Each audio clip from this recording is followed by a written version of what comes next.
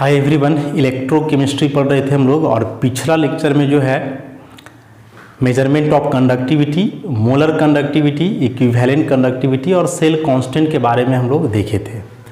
आज जो है हम लोग कंसिडर करेंगे factors affecting the conductivity of electrolytic solution. कोई भी इलेक्ट्रोलाइट का सॉल्यूशन है तो उसका कंडक्टिविटी कौन कौन फैक्टर से प्रभावित होंगे या कौन कौन फैक्टर पे डिपेंड करेगा कंडक्टिविटी, उसको समझेंगे। ये सारे टॉपिक से ऑब्जेक्टिव क्वेश्चन बहुत इंपॉर्टेंट हो जाते हैं। इस चैप्टर से ऑब्जेक्टिव क्वेश्चन जो मेनली आते हैं ये टॉपिक से, जो भी हम लोग कंसिडर करेंगे इस वीडियो लेक्चर में, वहाँ से। सबसे पहले ज़रा देखें, इलेक्ट्रोलाइटिक सॉल्यूशन है, ठीक। अब इलेक्ट्रोलाइटिक सॉल्यूशन है तो आप सॉल्यूशन तो कितना हो बना सकते हो ना, इसका वॉल्यूम आपको कुछ भी रहेगा। मान लो कि जो सॉल्यूशन बना है 200 ml है, ठीक।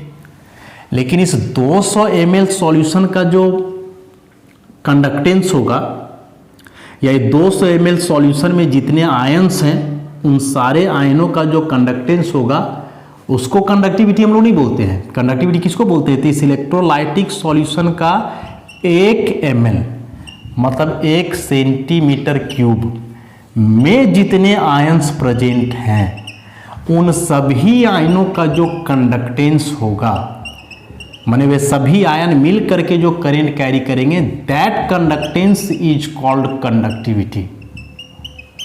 समझे क्या बोले? कि सबसे पहले इलेक्ट्रोलाइट का सॉल्यूशन बनाए। सॉल्यूशन अपने हिसाब से कुछ वॉल्यूम का बना सकते हैं, 50 ml, 100 ml, 200 ml, 1 लीटर, जो इच्छा है। लेकिन जितना भी आप बनाओगे सॉल्यूशन, उसके वॉल्यूम से हम लोगों को मतलब नहीं है। मतलब है हम लोग का उसका यूनिट वॉल्यूम से। यूनिट वॉल्यूम माने 1 ml या 1 सेंटीमीटर क्यूब। अब इस 1 ml सॉल्यूशन में जितने आयंस प्रेजेंट है उन सभी आयनों का जो कंडक्टेंस होगा, मतलब वे सभी आयंस मिल करके जितना करंट कैरी करेंगे, उस कंडक्टेंस को हम लोग बोलते हैं कंडक्टिविटी। पहले भी देख चुके हैं कि the conductance of unit volume of a substance या the conductance of 1 centimetre cube of electrolytic solution is called its conductivity. तो कंडक्टेंस कंडक्टिविटी सेम नहीं है, दोनों में थोड़ा सा अंतर हुआ। अब इस डेफिनेशन के आधार पे जो है हम लोग देखते जाएंगे कि कौन कौन फैक्टर पे डिपेंड करेगा। दो बात हम बताएं कि इलेक्ट्रोलाइटिक सॉल्यूशन का जो कंडक्टेंस होता है उनके चलते होता है, आयंस के चलते होता है। अब आयंस के चलते होता है तो दो चीज़ पे डिपेंड करेगा। पहला डिपेंड करेगा नंबर ऑफ आयंस पे और दूसरा डिपेंड करेगा इस आयन का मोबिलिटी पे, कि आयन कितना फ्री है, कितना मोबाइल है, मतलब कितना आसानी से मूव कर सकता है। अब जितना ज़्यादा आयंस होंगे उतना ज़्यादा करंट कैरी करेंगे, या जितना ज़्यादा आयनिक मोबिलिटी होगा उतना ज़्यादा करंट उससे जाएगा, कंडक्टेंस ज़्यादा होगा, फिर उसका कंडक्टिविटी भी अधिक होगा। तो उस हिसाब से जो सबसे पहला फैक्टर आता है वो क्या आता है? वो आता है नंबर ऑफ आयंस पर सेंटीमीटर क्यूब ऑफ सॉल्यूशन। कि सॉल्यूशन का पर सेंटीमीटर क्यूब मतलब यूनिट वॉल्यूम, मतलब 1 ml में कितने आयंस प्रेजेंट है, उन आयनों का संख्या पे डिपेंड करेगा उसका कंडक्टिविटी। अब अभी बताया कि उस सॉल्यूशन का 1 ml में जितने अधिक आयंस होंगे उतना ज़्यादा करंट कैरी करेंगे वे, और उनका कंडक्टेंस या कंडक्टिविटी उतना ही ज़्यादा होगा। तो पर सेंटीमीटर क्यूब आयन का संख्या बढ़ने से, ध्यान रखोगे, पर सेंटीमीटर क्यूब, पूरे सॉल्यूशन की बात हम नहीं कर रहे हैं। सॉल्यूशन का यूनिट वॉल्यूम में आयनों का संख्या बढ़ने से उसका कंडक्टिविटी क्या होता है? बढ़ता है, इंक्रीज करता है। दूसरा फैक्टर इसमें आता है आयनिक मोबिलिटी का। नंबर ऑफ आयंस तो हो गया, उसके बाद इसमें आता है आयनिक मोबिलिटी का। आयनिक मोबिलिटी का, आयनिक मोबिलिटी आगे डिटेल में बताएंगे कि आयनिक मोबिलिटी होता क्या। फिलहाल समझो आयनिक मोबिलिटी मतलब आयन का फ्रीडम। आयन का फ्रीडम कि वह आयन कितना ज़्यादा आज़ाद है, कितना फ्री है। फ्री है मतलब किसी दूसरे पे डिपेंड नहीं कर रहा है, किसी दूसरे के द्वारा रोका नहीं जा रहा है, वो आसानी से फ्री होकर के मूव कर रहा है। तो आयन के फ्रीडम को हम लोग बोल सकते हैं आयनिक मोबिलिटी। तो ये आयनिक मोबिलिटी जितना ज़्यादा होगा, मतलब आयंस जितने ज़्यादा फ्री होंगे, जैसे मान लो कि तुम NaCl को वाटर में घोले तो ये टूटेगा ना, Na+ और Cl- में। अब मान लो कि सब आयन जो है फ्री ना हो मतलब हो सकता है कि अगल बगल वाटर का मॉलिक्यूल से बहुत ज़्यादा जुड़ा हुआ हो, या हो सकता है कि नज़दीक में हो तो ये मूव कर रहा हो, तो मूव करने के दरमियान एक दूसरे से टकरा जाए, ऐसे हो सकता है। तो यदि ये सब बात होगा मतलब आयन उतना बढ़िया से फ्री नहीं है, और जब आयन फ्री नहीं है मतलब इसका आयनिक मोबिलिटी कम है, फिर ये आसानी से आगे मूव नहीं कर पाएगा। तो आयनिक मोबिलिटी जितना अधिक होगा उतना ही ज़्यादा कंडक्टिविटी होगा इलेक्ट्रोलाइटिक सॉल्यूशन का। अभी आयनिक मोबिलिटी कुछ फैक्टर पे डिपेंड करता है। सबसे पहला फैक्टर है effective size of ion, ion का इफेक्टिव साइज। कुछ आयन हम लिखते हैं जैसे Li plus, Na plus, K plus, Rb plus, 4 ion लिख के चलते हैं। चलो एक सीजियम आयन भी लिख दे। वैसे देखोगे तो डाउन दी ग्रुप जाने से आयन का साइज बढ़ता है, साइज इंक्रीजेज। सीजियम आयन का साइज सबसे बड़ा हो जाएगा, लिथियम आयन का साइज सबसे छोटा होगा। तो ई जो है इसका इंडिपेंडेंट साइज हुआ, मतलब अभी इसके साइज को किसी से हम लोग ये नहीं कर रहे हैं, इंडिपेंडेंट है, फ्री आयन है, तब का साइज का वेरिएशन ही है। जब यही सब आयन जो है ना सॉल्यूशन में प्रेजेंट रहेगा, तो सॉल्यूशन में प्रेजेंट रहेगा तो क्या होगा कि ये सभी सॉल्वेंट के मॉलिक्यूल से जुड़े रहेंगे। जैसे हम लोग क्या लिखते हैं कि NaCl वाटर में घोले तो हम लोग ऐसा लिखते हैं Na प्लस एक्वस लिखते हैं, प्लस Cl माइनस एक्वस लिखते हैं। एक्वस का मतलब क्या हुआ कि Na प्लस का आयन है तो इसके अगल बगल ये वाटर का मॉलिक्यूल जुड़ा हुआ है। ऐसे देखो ये सब वाटर का मॉलिक्यूल जुड़ा हुआ है, इसके अगल बगल सब वाटर का मॉलिक्यूल जुड़ा हुआ है ऐसे। तो अब इस सॉल्यूशन में जो इसका साइज होगा, मतलब सॉल्यूशन में सॉल्वेंट के साथ जुड़ जाने के बाद जो साइज होगा, that size is called effective size. तो यहां जो इस साइज का वेरिएशन है तो इसका नॉर्मल साइज हुआ ना, इंडिपेंडेंट साइज हुआ, फ्री आयन का साइज है। लेकिन जब ये सभी आयन सॉल्यूशन में प्रेजेंट रहेंगे तो सॉल्वेंट मॉलिक्यूल के साथ वे इंटरैक्ट करेंगे, और जब ऐसे अगल बगल सॉल्वेंट के मॉलिक्यूल जुड़ेंगे तो सॉल्वेंट का मॉलिक्यूल जुड़ने के बाद हम लोग देखते हैं कि इसका साइज क्या है, और उसको हम लोग बोलते हैं इफेक्टिव साइज। अब इसमें क्या होता है कि जैसे मान के चलो सॉल्वेंट में यहाँ वाटर है, तो वाटर का मॉलिक्यूल आयन के तरफ इस तरह जो जुड़ेगा ऐसे आयन के चारों बगल, तो इस प्रोसेस को हम लोग बोलते हैं हाइड्रेशन। इस प्रोसेस को हम लोग क्या बोलते हैं, हाइड्रेशन। अब यहां से एक बात याद रखोगे कि यदि स्मॉलर आयन है फ्री और इसका तुम हाइड्रेशन करोगे तो मैक्सिमम हाइड्रेशन होता है। मैक्सिमम हाइड्रेशन होता है कहने का मतलब कि यदि इतना बड़ा आयन है तो इसके अगल बगल जो है सो बहुत ज़्यादा वाटर के मॉलिक्यूल जुड़ेंगे ऐसे, और जितना ज़्यादा वाटर के मॉलिक्यूल जुड़ेंगे उनका इफेक्टिव साइज उतना ही बड़ा होगा। इफेक्टिव साइज जो है उतना ही बड़ा होगा, बिगर इफेक्टिव साइज। क्या बोले, आयन जब फ्री है तो साइज छोटा है, जब उसका हाइड्रेशन किए मतलब वाटर में गया तो उसका हाइड्रेशन मैक्सिमम हुआ। मैक्सिमम माने आयन जितना छोटा होता है उसका हाइड्रेशन उतना ज़्यादा होता है, मतलब उतना ज़्यादा वाटर के मॉलिक्यूल अगल बगल जुड़ेंगे, और जितना ज़्यादा वाटर के मॉलिक्यूल अगल बगल जुड़ेंगे उसका साइज उतना क्या हो जाएगा, बढ़ जाएगा। तो इंडिपेंडेंट होकर के आयन जितना छोटा है सॉल्वेंट में जाने के बाद उसका साइज उतना क्या हो जाता है, बड़ा हो जाता है। तो कंडक्टिविटी हम लोग यहाँ वाला साइज देखेंगे, यहाँ वाला साइज नहीं, वहाँ कि सॉल्यूशन में जाने के बाद उसका साइज क्या है। तो सॉल्यूशन में जाने के बाद साइज जितना छोटा होगा उस आयन का मोबिलिटी उतना ज़्यादा होगा और फिर उसका कंडक्टिविटी भी उतना ही ज़्यादा होगा। सॉल्यूशन में जाने के बाद वो आयन का साइज जितना छोटा होगा, तो जितना छोटा आयन रहेगा जाहिर सी बात है कि उतना फास्ट मूव करेगा, तो उसका कंडक्टिविटी उतना ही क्या होगा, ज़्यादा। अब यदि इस सब में हम कंपेयर करें lithium, sodium, potassium, rubidium, caesium, lithium का साइज सबसे छोटा है, यहाँ सबसे छोटा हो गया। हाइड्रेशन किए, मैक्सिमम हाइड्रेशन हुआ तो उसका साइज सबसे बड़ा। फिर लिथियम से बड़ा सोडियम है, तो लिथियम से बड़ा सोडियम है, इसका मतलब कि अब इसका हाइड्रेशन थोड़ा कम होगा, और हाइड्रेशन कम होगा तो फिर उसका साइज भी वहाँ क्या होगा, छोटा। कहने का मतलब कि फ्री आयन का साइज जितना बड़ा होता है ना, इफेक्टिव साइज उसका उतना ही क्या होता है, छोटा होता है। इसको ऐसे हम लोग बताते हैं, देखो कि साइज ऑफ फ्री आयन जो है डायरेक्टली प्रोपोर्शनल होता है हाइड्रेशन का, या ऐसे लिखो size of free ion inversely proportional हुआ किसका, हाइड्रेशन का, और हाइड्रेशन जो है डायरेक्टली प्रोपोर्शनल हो गया इफेक्टिव साइज का। या इसको उल्टा लिखूं कि इफेक्टिव साइज जो है डायरेक्टली प्रोपोर्शनल हुआ हाइड्रेशन का। अब यहां से समझोगे तो समझ में आ जाएगा आसानी से। आयन का साइज, फ्री आयन का साइज जितना छोटा है हाइड्रेशन उसका उतना ज़्यादा होगा, और हाइड्रेशन जितना ज़्यादा होगा उसका इफेक्टिव साइज भी उतना ही ज़्यादा, और जब इफेक्टिव साइज ज़्यादा होगा तो उसका कंडक्टिविटी क्या होगा, कम होगा। मतलब अब जो ये कंडक्टिविटी है ये फिर हो गया inversely proportional of effective size का। तो इफेक्टिव साइज यदि ज़्यादा है तो उसका कंडक्टिविटी क्या होगा, कम होगा। तो बस इस पॉइंट को याद रखोगे। नोट्स में ऐसे लिखा हुआ नहीं है, चाहो तो वीडियो से इसको आप लोग नोट कर सकते हो, नोट्स में कर लेना कि size of free ion inversely proportional hydration का, effective size directly proportional hydration का, और conductivity inversely proportional effective size का। तो यहाँ से देखेंगे कि आयन का साइज जितना छोटा हाइड्रेशन उतना ज़्यादा, अब हाइड्रेशन जितना ज़्यादा इफेक्टिव साइज उतना बड़ा, और इफेक्टिव साइज जितना बड़ा कंडक्टिविटी उतना कम। तो यहाँ से हम लोग कॉरिलेट कर लेंगे इसको, समझ गए। तो इंपॉर्टेंट पॉइंट है, इसको जो है आप लोग नोट कर लोगे, नोट्स में बहुत इंपॉर्टेंट है।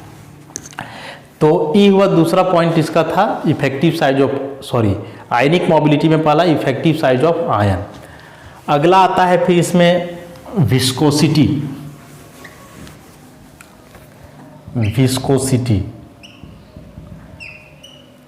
अब विस्कोसिटी क्या होता है, तो विस्कोसिटी किसी भी लिक्विड का इंटरनल रेजिस्टेंस है जो उसके फ्लो को कम करता है। जैसे मान लो कि हम दो प्रकार का यहाँ हम सॉल्वेंट लिखते हैं, एक ऐसा कोई सॉल्वेंट है और दूसरा सॉल्वेंट ऐसा है।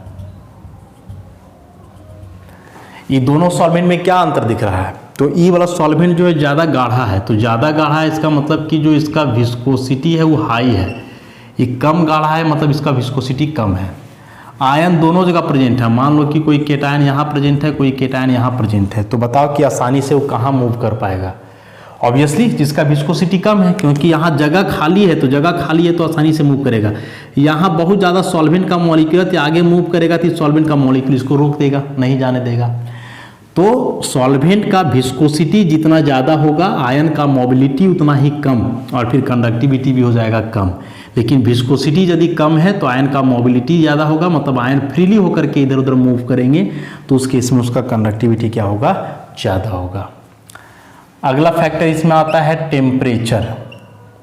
ऑब्वियसली टेम्परेचर यदि बढ़ाओगे तो टेम्परेचर काइनेटिक एनर्जी बढ़ जाएगा टेम्परेचर बढ़ने से, और जब काइनेटिक एनर्जी बढ़ेगा तो काइनेटिक एनर्जी वेलोसिटी का डायरेक्टली प्रोपोर्शनल होता है, तो वेलोसिटी बढ़ जाएगा आयन का, और जब आयन का वेलोसिटी बढ़ गया मतलब आयनिक मोबिलिटी बढ़ गया, और मोबिलिटी बढ़ेगा तो फिर उसका कंडक्टिविटी भी क्या होगा, इंक्रीज करेगा।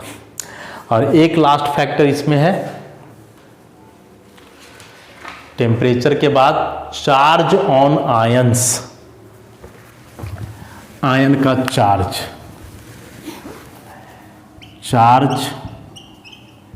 On ions. जैसे दो आयन है, मान लो एक है Na+ और दूसरा है Mg2+, दोनों पे देखो अलग अलग चार्ज है।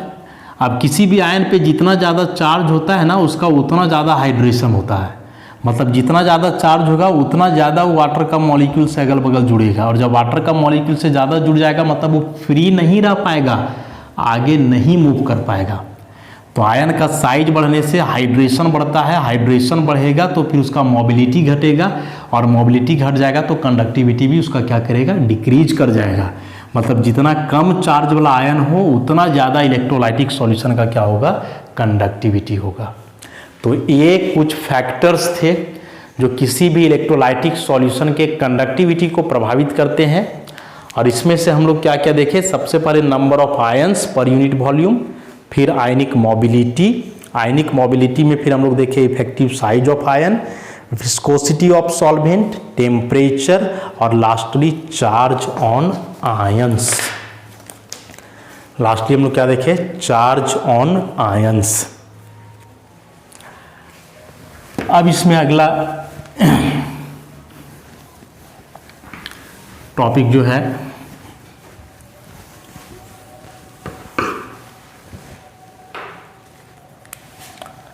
Variation of conductivity of electrolytic solution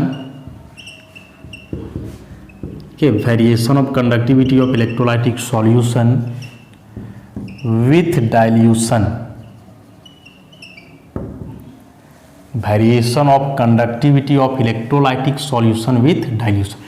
dilution क्या है, देखो जैसे कोई सॉल्यूशन है, इस सॉल्यूशन में सॉल्वेंट मिलाना, कोई सॉल्यूशन 1 है, सॉल्वेंट मिलाए तो ये बन गया सॉल्यूशन 2। तो किसी भी सॉल्यूशन में और अधिक सॉल्वेंट मिलाने का जो प्रोसेस है वही क्या कहलाता है, डाइल्यूशन। और किसी भी सॉल्यूशन में और अधिक सॉल्वेंट मिलाओगे तो जो सॉल्यूशन बनेगा वो डाइल्यूट सॉल्यूशन कहलाएगा। तो डाइल्यूशन के बाद डाइल्यूट सॉल्यूशन, और इसमें अभी सॉल्वेंट कम है तो मे बी उसको हम लोग बोल सकते हैं कंसंट्रेटेड सॉल्यूशन, कंसंट्रेटेड, या बोल सकते हैं लेस डाइल्यूट सॉल्यूशन, ये कम डाइल्यूट है ऐसा। तो डाइल्यूशन मतलब किसी सॉल्यूशन में और अधिक सॉल्वेंट मिलाना कहलाता है डाइल्यूशन। इस प्रोसेस को हम लोग बोलेंगे डाइल्यूशन। और इसी सॉल्यूशन में यदि और अधिक सॉल्यूट मिलाओगे तो ये फिर कहलाएगा इसका कंसंट्रेशन, फिर इसका कंसंट्रेशन बढ़ा रहे हो। तो एक बात याद रखोगे कि जो कंसंट्रेशन होता है वह इन्वर्सली प्रोपोर्शनल होता है डाइल्यूशन का। डाइल्यूशन जितना कम होगा कंसंट्रेशन उतना ज़्यादा, मतलब जितना कम सॉल्वेंट रहेगा उतना ज़्यादा कंसंट्रेटेड सॉल्यूशन होगा, और सॉल्वेंट जितना ज़्यादा रहेगा उस सॉल्यूशन का कंसंट्रेशन उतना ही क्या होगा, कम। तो इस कंसंट्रेशन और डाइल्यूशन वाला बात को अच्छे से समझोगे क्योंकि ये बहुत कंफ्यूज करेगा आगे दोनों टर्म।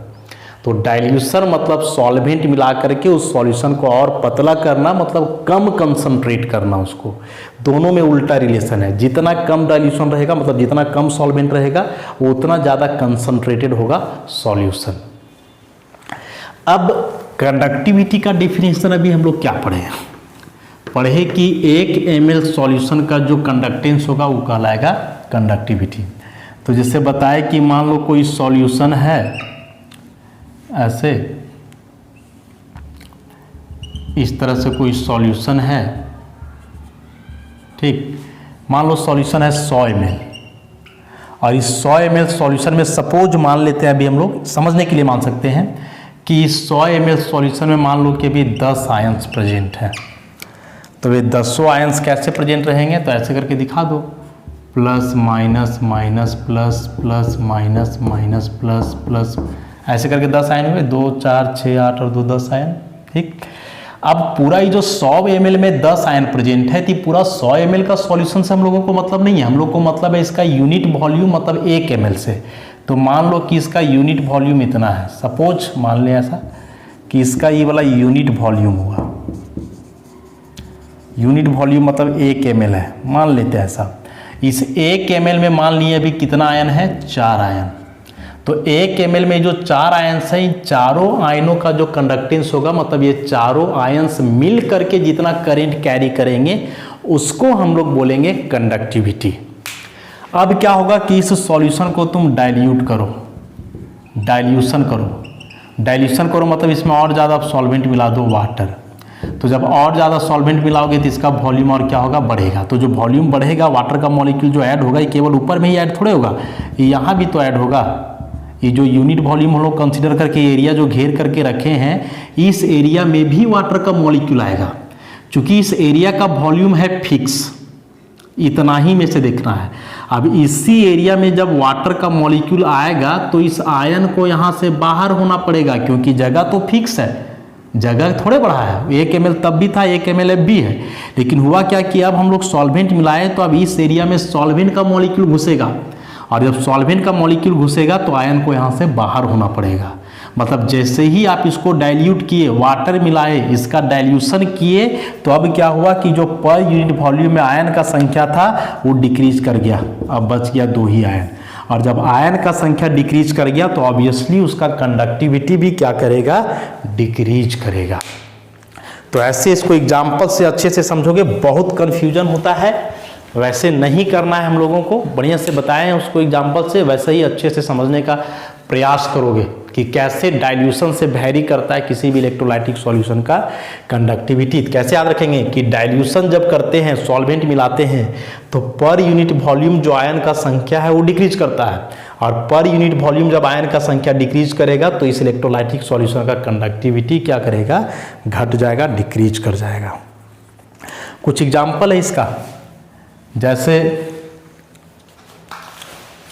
एक्सपेरिमेंटल एविडेंस भी है कि जैसे 1 मोलर KCl सॉल्यूशन हो, m/10 KCl सॉल्यूशन हो और m/100 KCl सॉल्यूशन हो, इसका कंडक्टिविटी होता है 0.1113, इसका होता है 0.0129, इसका होता है 0.00141। ये कंडक्टिविटी है के 25 डिग्री सेल्सियस पर। अब यहाँ देखो, इसका मोलैरिटी है 1, इसका हो गया 1/10, 1/10 मतलब 0.1, इसका 1/100 मतलब 0.001। अब जैसे ही हम लोग कंसंट्रेशन घटा रहे हैं, 1 से 0.1 किए, फिर 0.01 किए, तो देखो इसका कंडक्टिविटी का वैल्यू भी घट रहा है। तो कंसंट्रेशन घटाने से कंडक्टिविटी घटता है। इसको ऐसे भी तो बोल सकते हैं कि डाइल्यूशन बढ़ाने से कंडक्टिविटी घटता है। कंसंट्रेशन घटा रहे हैं मतलब डाइल्यूशन बढ़ा रहे हैं, दोनों में उल्टा है। तो जितना ज़्यादा डाइल्यूट सॉल्यूशन होगा उसका कंडक्टिविटी उतना ही कम होता है, याद रखोगे। जितना डाइल्यूट सॉल्यूशन होगा उसका कंडक्टिविटी उतना ही क्या होगा, कम, और जितना कंसंट्रेटेड रहेगा उसका कंडक्टिविटी उतना ही ज़्यादा। ऑब्जेक्टिव क्वेश्चन के लिए बहुत इंपॉर्टेंट टॉपिक है। ऐसे ही 4 सॉल्यूशन एग्जाम में दिया हुआ रहेगा, बोलेगा बताओ चारों में किसका कंडक्टिविटी सबसे ज़्यादा होगा।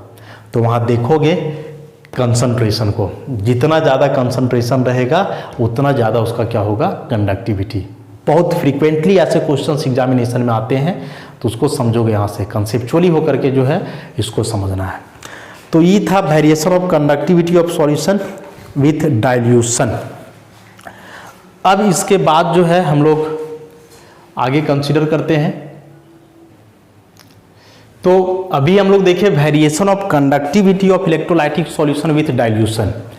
अब देखेंगे हम लोग वेरिएशन ऑफ मोलर कंडक्टिविटी और equivalent conductivity of electrolytic solution with dilution.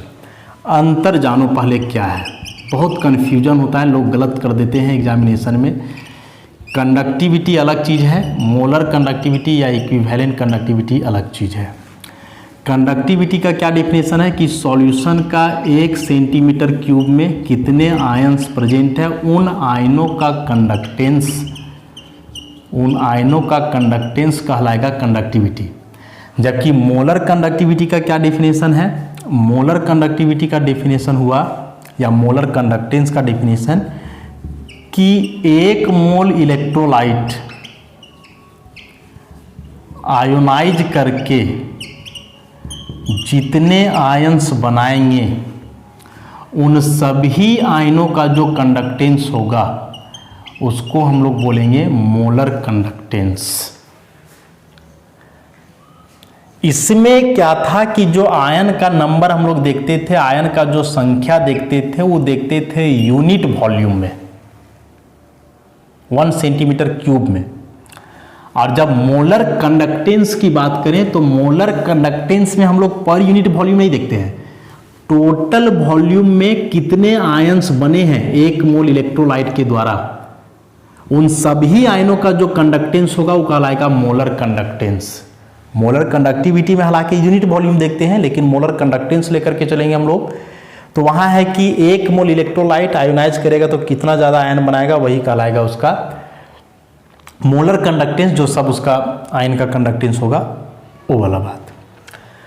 अब चूंकि हम लोग इलेक्ट्रोलाइट जो पढ़े हैं 2 प्रकार का पढ़े हैं, इलेक्ट्रोलाइट हम लोग 2 प्रकार का पढ़े हैं।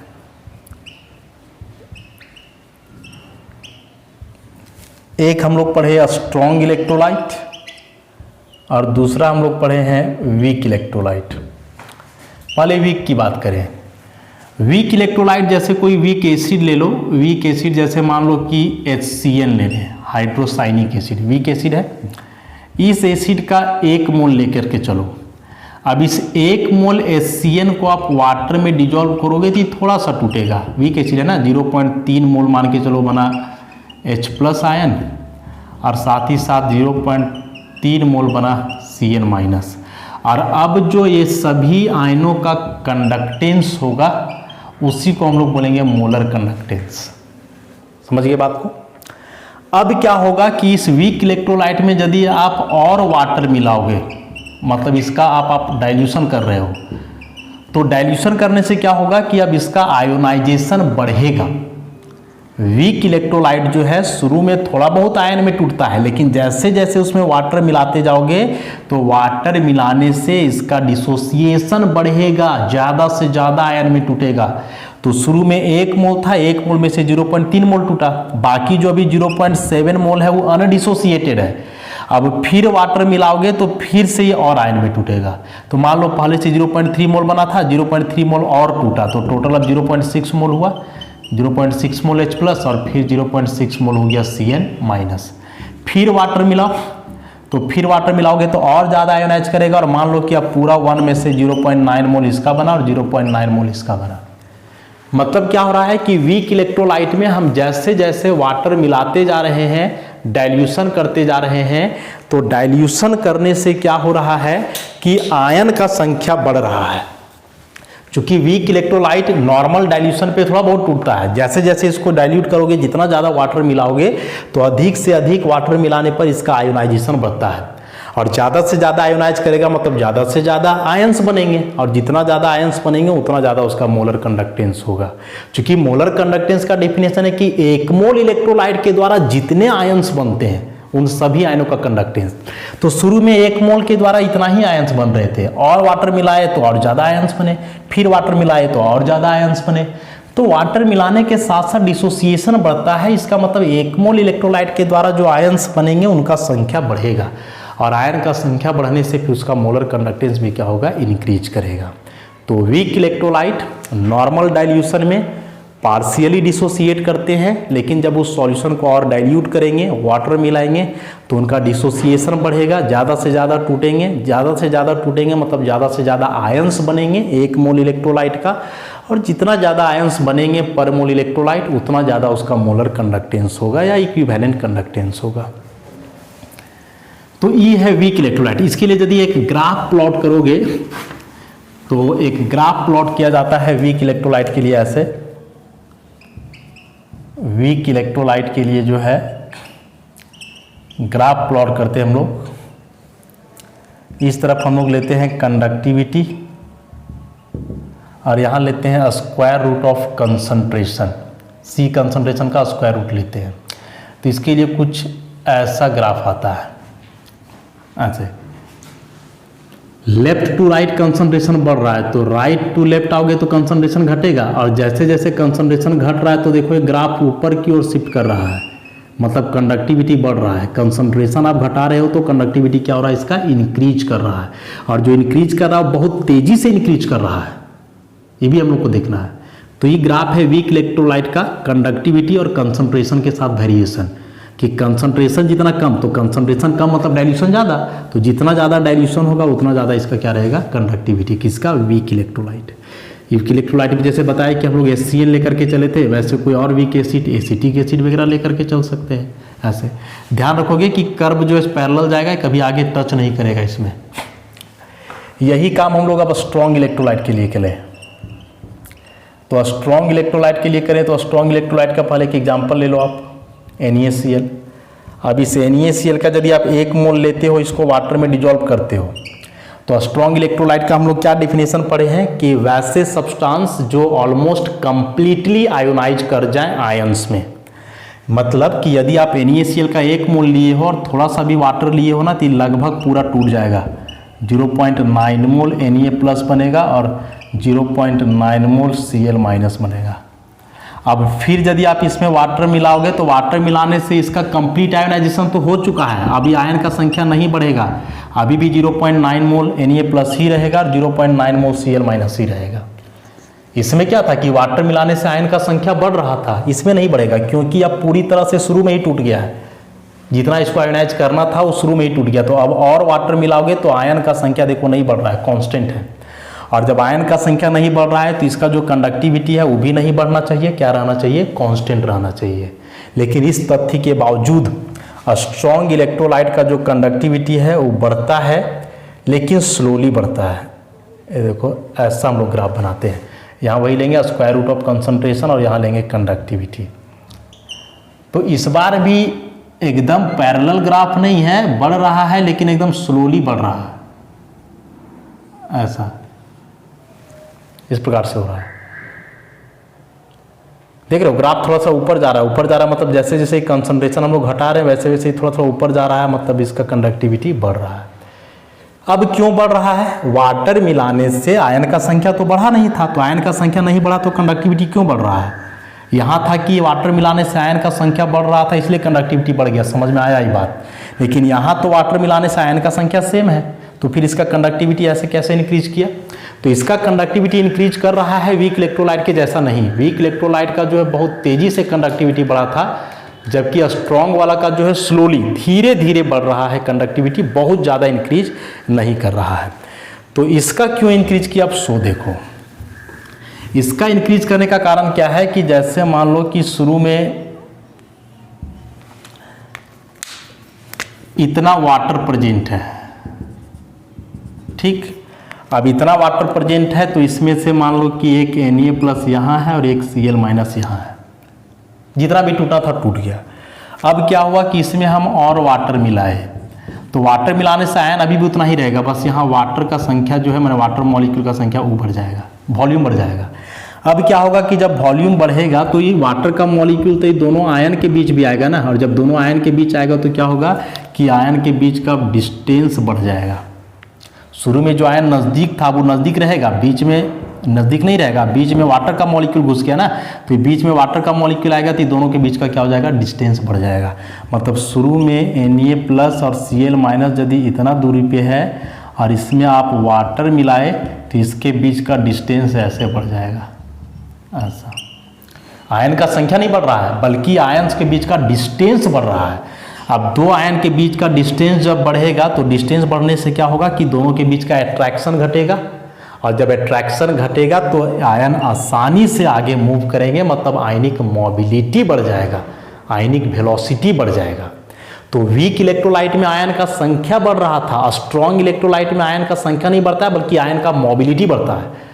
और आयनिक मोबिलिटी कैसे बढ़ा? तो यहाँ से हम लोग देखें कि ज़्यादा सॉल्वेंट मिलाएंगे तो वैसे आयन के बीच सॉल्वेंट मॉलिक्यूल आ जाएगा, तो आयन के बीच का डिस्टेंस बढ़ेगा, डिस्टेंस बढ़ेगा मतलब अट्रैक्शन घटेगा, और आयन के बीच अट्रैक्शन जितना कम रहेगा वे आयन उतना ही फास्ट या उतना ही फ्रीली आगे मूव करेंगे, और जितना ज़्यादा उनका मूवमेंट होगा, जितना ज़्यादा आयनिक वेलोसिटी या आयनिक मोबिलिटी होगा, उसका कंडक्टिविटी या मोलर कंडक्टिविटी उतना ही ज़्यादा होगा। तो ये स्ट्रॉन्ग और वीक का अलग अलग वेरिएशन था। दोनों ग्राफ देखोगे, दोनों को अलग अलग जो है हम लोग समझेंगे। यहाँ जो है ना डाइल्यूशन से, मतलब वाटर मिलाने से यहाँ मोलर और इक्विवेलेंट कंडक्टिविटी क्या हो रहा है, बढ़ रहा है, लेकिन केवल कंडक्टिविटी घट रहा था।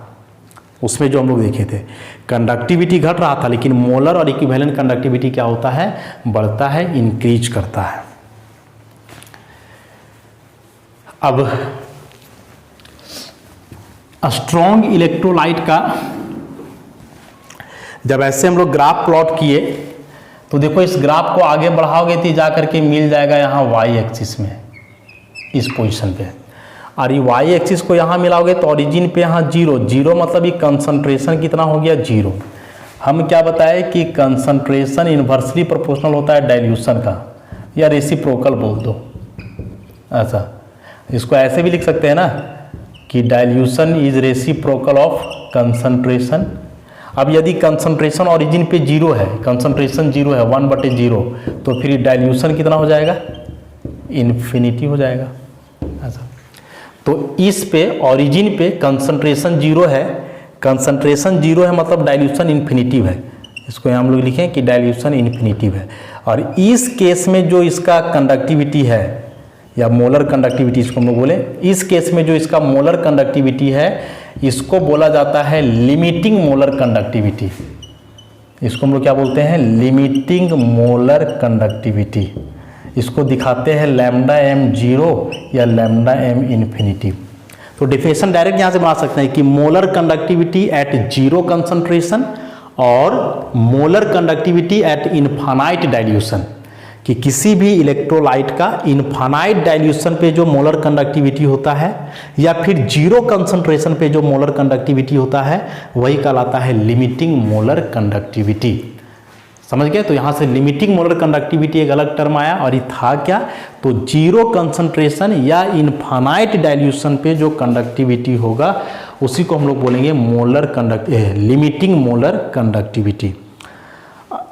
अब जो ये लिमिटिंग मोलर कंडक्टिविटी है और एक जो नॉर्मल मोलर कंडक्टिविटी होता है, दो चीज हुआ ना, एक हुआ लैम्डा एम सी, इसको हम लोग बोलेंगे molar conductivity at any concentration C. माने मान लो कि यहाँ इसका मोलरिटी है 0.1 मोल पर लीटर सपोज, तो जो लैम्डा एम 0 है ये हो जाएगा मोलर कंडक्टिविटी एट 0 कंसंट्रेशन, मतलब सी यहाँ हो जाएगा 0 मोल। हालांकि प्रैक्टिकली ऐसा पॉसिबल नहीं है, लेकिन मान लेते हैं हम लोग कि कंसंट्रेशन कितना हो गया 0। तो अभी लैम्डा एम सी और लैम्डा एम 0 मतलब नॉर्मल मोलर कंडक्टिविटी और जो एक लिमिटिंग मोलर कंडक्टिविटी है, दोनों के बीच आपस में रिलेशन होता है, और रिलेशन होता है लैम्डा एम सी बराबर lambda m 0 minus a under root सी। इस इक्वेशन का डेरिवेशन है, आगे हायर क्लासेस में पढ़ना है, और इस इक्वेशन को हम लोग बोलते हैं डिवाई हकेल ऑन-सागर इक्वेशन। तीन अलग अलग साइंटिस्ट हैं, डिवाई हकेल ऑन-सागर, तीनों मिलकर के इसको डिराइव किए थे कि किसी भी इलेक्ट्रोलाइटिक या किसी भी कोई भी स्ट्रॉन्ग इलेक्ट्रोलाइटिक सॉल्यूशन का या स्ट्रॉन्ग इलेक्ट्रोलाइट का जो सॉल्यूशन होता है उसका मोलर कंडक्टिविटी किसी कंसंट्रेशन पे बराबर होता है limiting molar conductivity minus A into under root C. C यहाँ कंसंट्रेशन हुआ, मोलरिटी, ये limiting molar conductivity at any concentration C. तो यहाँ ए क्या हुआ, तो ए जो है कांस्टेंट होता है, और इसका ए का वैल्यू जो है सो अलग अलग फैक्टर पे डिपेंड करता है। ए यहाँ एक कांस्टेंट हुआ, और इसका वैल्यू जो है डिपेंड करेगा अलग अलग टर्म पे, जैसे सॉल्वेंट का विस्कोसिटी पे, सॉल्वेंट का डाइलेक्ट्रिक कांस्टेंट पे, टेम्परेचर पे, या फिर केटायन और एनायन का जो चार्ज है उस चार्ज के मैग्नीट्यूड पे, अलग अलग चीज़ पे डिपेंड करता है ए का वैल्यू। नोट्स में लिखा हुआ है लाइन बाय लाइन, वहाँ से आप लोग देखोगे। इस इक्वेशन को यदि हम लोग ऐसे लिखें लैम्डा एम सी बराबर लैम्डा एम, ऐसे थोड़ा सा रीअरेंज कर दें, minus a under root c plus lambda m 0। तो मैथमेटिक्स में आप लोग स्ट्रेट लाइन पढ़ोगे, एक इक्वेशन होता है y बराबर एम एक्स प्लस सी, मतलब y और x के बीच यदि ग्राफ प्लॉट करोगे तो देखो y पे क्या है, y पे है लैम्डा एम सी और x के सामने क्या है अंडर रूट सी। नेगेटिव स्लोप है तो ऐसे डाउनवर्ड आएगा, और ये जहाँ जा करके मिलेगा y एक्सिस को, ये y को जहाँ टच करता है वही कहलाता है उसका c इंटरसेप्ट। तो कितना है लैम्डा एम 0, तो ये कहलाएगा लैम्डा एम 0। ये ग्राफ वही बनाए थे, तो वही ग्राफ को हम लोग यहाँ फॉर्मूला के माध्यम से जो है प्लॉट किए। तो है नोट्स में, अच्छे से पढ़ोगे तो उम्मीद है समझ में आ ही जाएगा। अब यदि टेम्परेचर के साथ वेरिएशन की बात करें, एक तो हम लोग ये देख लिए, एक हम लोग क्या देखें कि ये जो मोलर कंडक्टिविटी और इक्विवेलेंट कंडक्टिविटी है किसी का भी, चाहे स्ट्रॉन्ग इलेक्ट्रोलाइट हो चाहे वीक इलेक्ट्रोलाइट हो, ये दोनों डायरेक्टली प्रोपोर्शनल होता है डाइल्यूशन का। जितना ज़्यादा डाइल्यूट सॉल्यूशन रहेगा उसका मोलर और इक्विवेलेंट कंडक्टिविटी उतना ही क्या होगा, ज़्यादा होगा। डाइल्यूट सॉल्यूशन का मोलर इक्विवेलेंट कंडक्टिविटी ज़्यादा होता है। अब यदि दोनों का टेम्परेचर के साथ वेरिएशन देखें कि टेम्परेचर पे क्या डिपेंड करेगा ये दोनों, ऑब्वियसली टेम्परेचर यदि बढ़ाओगे तो टेम्परेचर बढ़ाने से क्या होता है कि जो सॉल्वेंट आप लिए हो, सपोज वाटर लिए हो, तो टेम्परेचर बढ़ाने से इस वाटर का विस्कोसिटी घटेगा। विस्कोसिटी जो है टेम्परेचर का इन्वर्सली प्रोपोर्शनल होता है। टेम्परेचर बढ़ा दिए तो टेम्परेचर बढ़ाने से वाटर का विस्कोसिटी घटा। विस्कोसिटी घटा मतलब बताए थे विस्कोसिटी गाढ़ापन, तो विस्कोसिटी घट गया मैंने कम गाढ़ा रहेगा। कम गाढ़ा रहेगा इसका मतलब कि उसमें आयन जो है फ्रीली मूव करेंगे। आयन का वेलोसिटी बढ़ जाएगा, और जब आयन का वेलोसिटी बढ़ जाएगा तो उसका मोलर और इक्विवेलेंट कंडक्टिविटी भी बढ़ेगा। तो जो मोलर और इक्विवेलेंट कंडक्टिविटी है वो डाइल्यूशन का डायरेक्टली प्रोपोर्शनल हुआ और साथ ही साथ टेम्परेचर का भी डायरेक्टली प्रोपोर्शनल हुआ। जितना ज़्यादा टेम्परेचर और जितना ज़्यादा डाइल्यूशन होगा उतना ही ज़्यादा मोलर और इक्विवेलेंट कंडक्टिविटी। तो इस तरह से ऑब्जेक्टिव क्वेश्चंस बहुत सारे बनते हैं इस टॉपिक से, इसलिए लाइन बाय लाइन इसको पढ़ोगे और समझने का प्रयास करोगे। तो बाकी का डिस्कशन इस चैप्टर का हम लोग आगे का लेक्चर में करते हैं। धन्यवाद।